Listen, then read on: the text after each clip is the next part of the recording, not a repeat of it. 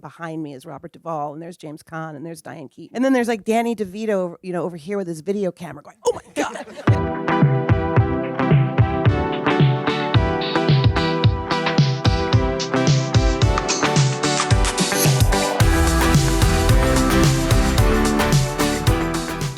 The Godfather is like the best film ever made. I know people say like, what's your favorite film? And it is The Godfather. As you know, we always start this with who's actually seeing this tonight for the first time? Two. Alison, I'm going to start with you. Usually like what I do is like, what's the first thing you remember about watching the film that we've screened, The Godfather? But you have such a special story to share. So I'm going to let you take it away. I was born in the 70s, so I was actually alive when they were making this movie, but it was the TV version I saw first because it was on like in 1977, and I was like 6, and I was like, I want to watch The Godfather because I would always hear my dad talk about it at dinner. And they're like, well, it's a little violent, whatever. I had to see it, so it was the first movie I saw. And then I wanted to see it again and again, but I wanted to see it the way I wanted to see Godfather 1 in its entirety. But I was able to ask him a lot of questions about being on this film, and they had no idea it would be anything like this. They didn't see a cut till the end, so how would you know? But it was Peter Bart, Variety's Peter Bart, who found the book because it was a book, and if you read the book, The Godfather, the Johnny Fontaine part is even bigger. It's a bigger role, but it sets up what the magical powers of Corleone can do, So when they turned it into a script, my dad's friend Phyllis McGuire of the McGuire sisters, who was like dating Sam Giancana or something, she calls and says, there's a script going around Hollywood, and it's you, Al. Like, you have to get this part. And a lot of other singers they wanted it. I know Frankie Avalon wanted it. I'm sure Frank did. And Vic Damone, at one point, my dad had it, then he had it, then my dad had it again. It was like, but Dad was the first one cast. Coppola wasn't even part of the team yet. He hadn't even been hired. So, but when he got to the set, his very first scene was with Marlon. And I kind of wish I could have told this story before we watched it. But so he had overheard Marlon say, who's playing Johnny Fontaine? Because I think at that time, singers being actors can he do it? Does he need to loosen up? Is he going to, we know he can sing, but, can he play this role? And so my dad overheard him say, well, so Sal Martino, can he do this? And Coppola says, well, we got to make it work. And then Marlon said, well, you should get him drunk. So my dad kind of heard it. And if you knew my dad, this is something he would do. As you're waiting for your part to start, he went to a liquor store, a spirit place somewhere in town, and bought some bourbon. And then the scene when he walks in to talk with Marlon about, you got to help me get this part, he took two glasses, put the bourbon on the table, and said, okay, you take the first drink, which I think is really nerving, like this Marlon Brando, but it just, it broke the ice for them. And what I found out later is the reason he wanted Dad to get a little, sauced up, because he was going to hit him. And it's not in the script. So he didn't see the slap coming. So next time you see that scene and he slaps Dad, you'll see Dad he's pretty shocked.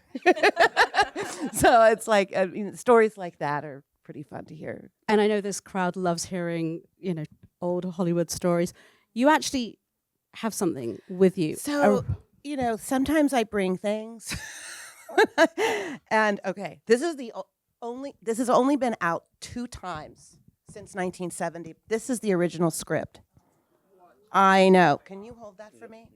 So this is it, and it sits in a safe deposit box. So if you know where I live, you can't get it. And there's notes in here. Dad and Marlon's had written some notes because I think in this particular one, Marlon was supposed to kind of pull his hair a little bit. Yeah, and obviously that didn't happen. But it's Marlon Brando. You don't know what's going to happen. I think that's the whole point, that's why he wanted him to be, I think he was actually trying to do him a favor. He wanted him to be okay with that. It was one take, by the way. That's one take. Wow. That's pretty remarkable because it's such a famous scene. What a story. What a gift to, we love a show and tell in our conversation. I wish I could pass it around. And it's got notes in there too, right? My mom's going to kill me. She's out there like, what are you doing? But it is pretty spectacular. it's not every day you get to be in the presence of an original Godfather And script. a lot of the actors they didn't keep them because I know Al Ruddy didn't have one. He had to buy one in an auction. Yeah. Garrett, I mean, I have to ask you, what's your first memory of watching The Godfather? Yeah, so I was a little later in life. I think it was 16 the first time I watched it, and it was like a thing. Like all my friends were like, "Oh, you haven't seen The Godfather? What's wrong with you? What's wrong?" Like, I blame my parents. Don't look at me. And so I pushed them. I was like, "We need The Godfather." Like, that's a bit violent of a film. Like, I've seen many rated R films at this point. Let's go. Come on, put it on. So we got it on DVD from Blockbuster. Popped it in there. DVD menus and hear the music. I'm like, "Oh, I've heard this music, even though I haven't seen this movie before." There's just so many things. It's like seeing Star Wars for the first time if you haven't seen it. Like, you know, like a tenth of the references of the film before you've even seen it. That's how iconic it is. And the visuals from that film are embedded in everyone's mind here. Like, there's even if you wanted to get rid of them, you couldn't because they're just so unique. And I remember watching it for the first time, and I had no idea what cinematography even was. I didn't know someone was in charge of that. And I thought, this film is dark, but it's also really interesting. And the colors were unique for it being that way, and it had such a personality to it. You know, at that time, it's like, oh, I'm 16. I don't know if older films are that cool, but this one was like, I am into this thing from beginning to end. And I was hooked, and I've watched it, I don't know, 10 other times since then, because it's a rite of passage for cinematographers. You have to watch that film. You have to understand what shadows and light and dark means, and you know what framing can mean, and being still and the power of stillness. And that's embodied in every frame of that movie. Well, to that, like, how did it change cinematography? Because I think, to your point, like the lighting, the angles, the use of like shadow in this film too. Yeah, I mean, Gordon Willis did this film. His nickname after it became the Prince of Darkness because he was not afraid to push it. The studios were angry with him. They thought that he was going way too far. It was way too dark. I mean, you didn't hit a mark. That actor is in darkness. And so him and Coppola had a whole back and forth for a long time about like what it means to be like, this is film, this is cinematography. You need, like, these are marks. They're here for a reason. Hit them. He's like, I want them to be free. I want them to walk everywhere.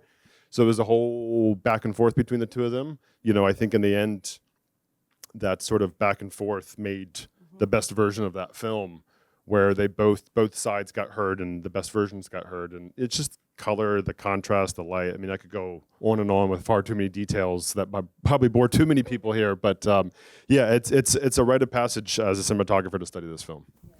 My dad used to say the same thing about the colors, but the one thing that he also, as I always asked him, he was on in a couple scenes, there's a couple cut scenes in the TV version he's in too, but he always used to talk about the funeral scene and the antique cars and how real that was. And the cars just kept all day just going in a circle. And it felt so that era. And all the colors were coordinated. To that, you know, I mean, this film it changed filmmaking forever. And it launched the careers of so many actors, the first film and the second film. Like, why do you think The Godfather resonated at the time of release and has continued to remain atop of many people's lists of the best films ever made? I just want to say something. It's a hard question to answer. This is the first time I've seen it since the 50th anniversary, you know, and since James Caan passed away. And was he incredible? I mean, James Caan, I mean, I feel like every time I watch this, and I've seen it 700 times, I see something I haven't seen. Or I concentrate on one person, like Luca Brasi, you know, you're really concentrating on his eyes and all that. But I just have to say, James Caan was just unbelievably phenomenal. But I just don't think anyone had ever seen a crime movie about a family, and it's really a family, about a family.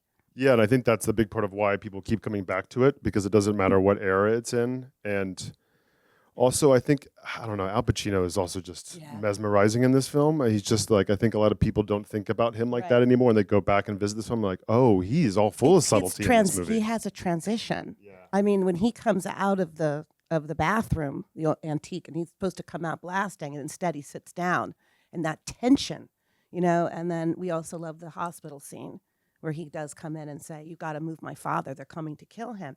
He's transitioning to a different person. He's not the little college kid anymore. Yeah, and they weren't a fan of Pacino. They didn't want him for the role. It was and so that scene. That's exactly right. When they looked at the dailies and he was sitting there and he killed them both. They said, "I think he's going to work out." And they're like, and afterwards, like, that's what method acting looks like. They're like, he's a little crazy in the eyes, but that's Yes. Yes. Garrett, I want to come back to you because you talked a little bit about the cinematography, and in your latest movie, What's Wrong with Brando, talk about how you separated trying not to copy The Godfather and put your own creative stamp on that. Yeah. So a movie, Waltzing with Brando, it takes place in Tahiti and LA, and it's Brando's life in Tahiti, and has buildings. So it's a very different sort of thing than The Godfather.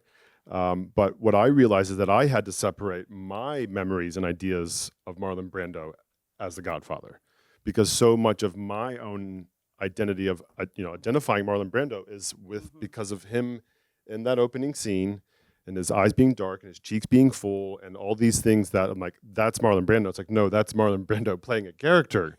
You've got to reset that in your head, because this is Marlon Brando on the beach in Tahiti with sun going everywhere, eyes, and we had a wonderful makeup team and hair, and they did a wonderful job with Billy's makeup, just give him like a little nose bump and a wig, but his genetics He looks incredible. are insane. And so we had to, we looked for angles that kind of, accentuated these things, but really you could put the camera anywhere on any lens. And I found if I just didn't light the eyes as much, I would have a hard time seeing Marlon Brando or Billy Zane. It was truly kind of incredible. But for me, what I didn't realize was how much my identity of Marlon Brando was tied to this film. And I had to kind of like, okay, stop, you're not lighting the eyes enough for your movie, because don't be what The Godfather's doing and removing that from him and just giving him that little pinprick of light in the eyes. But I was kind of flabbergasted by how much I had identified him with that movie. And normally I'm so good at separating those things, but it's just, those things are meshed in my head. Can't wait to see your movie. Oh, that's very nice. Thank Cannot you. wait. Yeah, it's coming out like in 2 weeks. Yeah, 3 weeks, September right? 19th in theaters. Yeah. Screening here, maybe. I was just going to say, afterwards, I strongly recommend you all look up Waltzing with Brando, and that is Billy Zane as Marlon Brando. It is, you will do a double take because the makeup is Uncanny. And it's pretty, what's cool about it is the film is it's not a very serious biopic. It's like a fun, lighthearted, like jaunt of a film. And he's remarkable in it. And we really embodied a lot of, there's so much Marlon Brando's history still in Tahiti. He still has kids there. There's so much of a presence of that. And he is well regarded there. And a lot of what we found in Tahiti, we got to put on the screen. And I'm really happy about that, because it's a special place. Alison, I mean, for you, obviously you grew up in the world of The Godfather. The wedding scene is a scene that people talk about a lot. What was that like growing up in this world? And a lot of people wanted him to do weddings. I think he probably got a lot of calls from me. Can you play my daughter's wedding? It is something that's part of his legacy. It was from the second the film came out. It was, and he wasn't an actor. He was a singer. So he was on the road all the time. And if he didn't include Godfather theme in his set, they'd be upset. So it just became a part of his act. And they know him more as Johnny Fontaine now than Al Martino. How about that? So, and I'm fine with it. So we're very proud of him.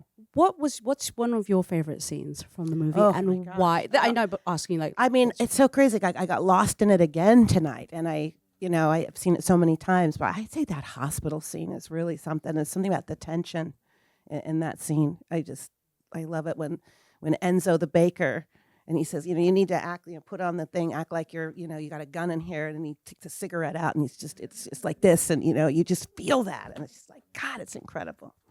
I could go on and on. Garrett, what about for you? Like revisiting it, like what's one of your? Yeah, it's a hard question to answer because there's so many wonderful scenes, and that's what makes the movie so special, is how it just flows effortlessly from scene to scene transition. But we did mention earlier, it's the scene where Pacino's character makes, and it's the way that they don't cut for the violence. And he walks up and you see his head exploding in that same shot. You feel what he's going through at that moment. Because you're so used to, as an audience member, seeing a cut to get around something, to solve some filmmaking issue, as opposed to just continuous action, and just like, it's horrific. The sound of that train going by. There's so much to it. And then the way he throws the gun is, wow. I know we talk about the men in the film a lot, but also Diane Keaton in that final sequence just at the end. That was going to be like my second choice, is that final. It's just, there's another movie I did. We actually recreated that ending shot where someone went through an arc of Oh, a wow. transition and there was one through a door and the other person closed the door on them. And that's an example of this movie just reaching everywhere from every angle. That's a great scene. Sorry to You interrupt. see it. No, I was going to say you see it copied so many times, but yeah, talk about like that scene and what that meant just to cinematographers, but also in the essence of the film. Yeah, I mean, it's just two shots. It's a shot and a reverse shot. The camera's completely still and static, but it's just someone through a door and that door being closed on them, and the reaction of that is just, I mean, it's so simple, but it's just so effective. And to me, that's the greatest example of cinema. It's just a camera and a reverse angle, and it's telling every bit of that story. And it's set up from seeing it in the beginning of the film, right, where he's looking at, I believe, his father, the reverse angle of him. And so to kind of come back to that, it bookends that in a beautiful way that's showing and not telling. And the music. Oh, we have to say, Carmine Coppola, Francis's father, is an unbelievable composer. So I was really listening to his music tonight in this, in the tension scenes. Fabulous. Alison, I want to get another story from you. Do you have? I'm sure you must have so many stories. I know you God. started off with one, but I want you to like almost end with another story about the Godfather lore now. Well, it's funny. I was going back to that scene when they were having those cocktails, before they did the scene, and Dad talked about that a lot. And I was like, oh, I wish there were photos of that. Like, I wish there was there's not a lot of behind the scenes pictures, and there's never been a longer extended cut except the TV cut. So I keep wondering maybe one day those pictures will surface. But my dad died in 2009, and my mom and I were taking a walk by the Taschen store, and there was a new Godfather book out by Steve Shapiro, the on-set photographer. And we said, oh my God, it's going to be Godfather photos we've never seen. And we opened up the book, and there was the picture of Dad and Marlon having the drink. I don't know, it's like a full circle of seeing it. And then I spoke with Steve Shapiro about that, and he said he was under the desk hiding the whole time during their scene. So I'm sure I'll think of something so amazing when I get home that I forgot to tell you. Yeah, we're going to have to follow you on Instagram, and you're going to have to do like a moment. But I think this, like the wedding scene, like this actual scene where he's singing, is special when the girls are crying, And my dad had a couple friends in that scene, so I noticed some friends I hadn't seen in a while. It was like everybody just kind of came together and had fun. Nobody had any idea that this would be what it was going to be. No way. Yeah. I mean, we talked about that, why we think it's lasted so long, and that, I've come across people who have never seen this film. No judgment to the two that are watching it for the first time tonight. It's like, it's great that they're seeing it. Yeah. What Like you said, it's like, to study cinematography if you haven't seen this, right? I mean, it's the movie. It's one of them. Every time I watch it, there's something new to learn. New. Yeah. But it's filled with so many like pop culture references. Oh my God, the today. script is unbelievable. I mean, from the second, to make an offer I can't refuse, to leave the gun, take the cannoli. I mean, it's nonstop. Yeah, sleep with the fishes. I didn't know what that meant. Yeah, it's hard not to hear the accent as you're saying those words. Like I'm repeating the accent in my head and then, as you're saying them. James Caan going bada bing, bada bong, bada bing. And that is still in that was used in The Sopranos exactly, and beyond, bada right? Bing, it's like it's going to be like this forever. Yeah. Yeah. But any last words on The Godfather and its impact on? It's still impacting me. I mean, I can say that, like just being here tonight. My mother's here. I know. Hi, Mom. Judy. And we went to the 25th anniversary of The Godfather in San Francisco. The whole cast was there. I mean, to think it was 25 years ago. Marlon was not there. Everybody else was there. If they were alive, they were there. And that was one of the most incredible nights of my life, to be in this theater, the Castro in San Francisco, and behind me is Robert Duvall, and there's James Caan, and there's Diane Keaton, and there's Al Pacino, and there's Coppola, and there's Al Ruddy. We're just like, and then there's like Danny DeVito, over here with his video camera going, oh my God, it's like Jesus, because like we got out of the car, and he's actually had like a camcorder, and I'm like, I need to find him because I want that footage. But like that was an amazing evening. So I just triggered that memory. I hadn't thought of that. Yeah, I don't know if I'm going to beat that answer. That's a pretty good answer. I don't know. It's for me. It's just I kind of put it up. No Country for Old Men is one of my favorite movies, and it's like I will watch this film, Godfather, No Country for Old Men. I would try to watch it without sound, just to study visuals, and I will get pulled into the story without sound. Like, to me, that's just how powerful it is. If I can get pulled into story without sound, That is cool. you're doing something extraordinarily special. Well, just as a last question then, do you think audiences today in 2025 react differently to this film? Like, I'm just curious. I did see the 50th anniversary at the Academy, and there was a question of how many people had seen it. It was like 30% hadn't, and it was an incredible. That all the reactions we hoped they would have, they had. So Yeah, you were saying that today as well. and 'cause you sat through here this. too, everybody. Yeah. Incredible. Well, Alison, I want to say thank you so much for coming tonight, and Garrett too. And once again, thank you to the team at Barco for sponsoring the series.